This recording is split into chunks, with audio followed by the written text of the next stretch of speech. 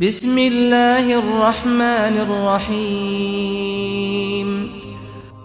اس video کو دیکھنے والے تمام ناظرین کو السلام علیکم۔ ایک ایسی قوم جس پر اللہ تعالیٰ نے اپنا دردناک عذاب نازل فرمایا اور اس قوم کے تمام لوگوں کو اللہ تعالیٰ نے بندر بنا ڈالا۔ اس قوم کے لوگ کون سا ایسا گناہ کرتے تھے کہ جس کی وجہ سے اللہ تعالیٰ نے اس کو بندر بنا ڈالا؟ آج کی اس ویڈیو میں ہم بات کریں گے کہ اللہ تعالیٰ نے ان لوگوں کو بندر کیوں بنایا۔ اس سے پہلے درخواست ہے کہ اگر آپ نے اسلامی واقعات کو سبسکرائب نہیں کیا تو جلدی سے سبسکرائب کر لیں تاکہ ہماری نئی آنے والی ویڈیو سب سے پہلے آپ کے پاس پہنچ جائے۔ تو چلو چلتے ہیں آج کی اس ویڈیو کی جانب۔ انسانوں کے بندر بننے کی ابتدا حضرت داؤد علیہ السلام سے ہوئی۔ حضرت داؤد علیہ السلام اور ان کی قوم ایلا نامی بستی میں رہا کرتے تھے۔ ان کی تعداد تقریباً 70,000 کے قریب تھی اور یہ قوم اللہ تعالیٰ کی بہت ہی فرما بردار تھی۔ اس قوم کو اللہ تعالیٰ نے اپنی بہت سی نعمتوں سے نوازا تھا۔ ان پر اللہ تعالیٰ کا خاص کرم تھا۔ یہ اپنی زندگی سے بہت ہی زیادہ خوش تھے۔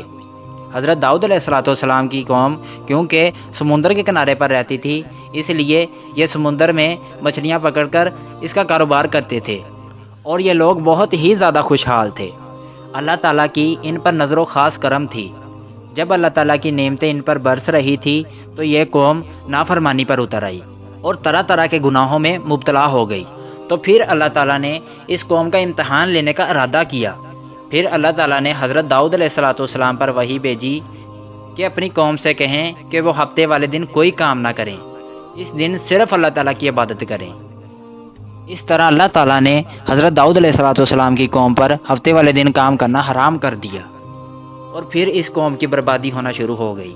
جب حضرت داؤد علیہ السلام نے اپنی قوم سے کہا کہ اللہ تعالیٰ نے ہفتے والے دن مچھلیاں پکڑنا حرام قرار دیا ہے تو حضرت داؤد علیہ السلام کی قوم سر پکڑ کے بیٹھ گئی، کیونکہ ہفتے کا ہی دن تھا جب مچھلیاں زیادہ مقدار میں آتی تھی اور باقی دن بہت ہی کم مقدار میں آتی تھی۔ اس قوم کا گزر بسر کیونکہ مچھلیوں کی مقدار پر تھا تو یہ قوم یہ بات سن کر بہت ہی پریشان ہو گئی۔ یہ نہیں جانتے تھے کہ اللہ تبارک و تعالیٰ صرف اور صرف ان کا امتحان لینا چاہ رہا ہے۔ تو پھر ایک دن شیطان نے ان کے دل میں وسوسے ڈالنا شروع کر دیے کہ وہ سمندر سے نالیاں نکال کر خشکی پر بڑے بڑے گھڑے بنائیں تاکہ جب ہفتے والے دن مچھلیاں آئیں گی تو وہ نالیوں سے ہو کر گھڑے میں آ جائیں گی اور اس طرح پھر ان نالیوں کا منہ بند کر دیا جائے گا۔ پھر اگلے دن یعنی اتوار والے دن ان کو پکڑ لیا جائے گا۔ اس طرح شیطان نے اس قوم کو ورگلایا کہ اس طرح ہم ہفتے والے دن شکار سے بھی بچ جائیں گے اور مچھلیاں بھی ہاتھ آ جائیں گی اور پکڑی جائیں گی۔ بہت سے لوگوں کو یہ ہیلا بازی اچھی لگی، پھر اس قوم نے ایسا کرنا شروع کر دیا۔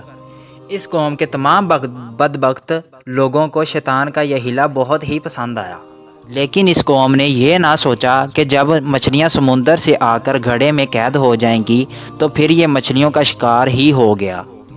اس لیے یہ شکار ہفتے والے دن ہی قرار پایا جو اللہ تبارک و تعالیٰ نے حرام قرار دیا تھا۔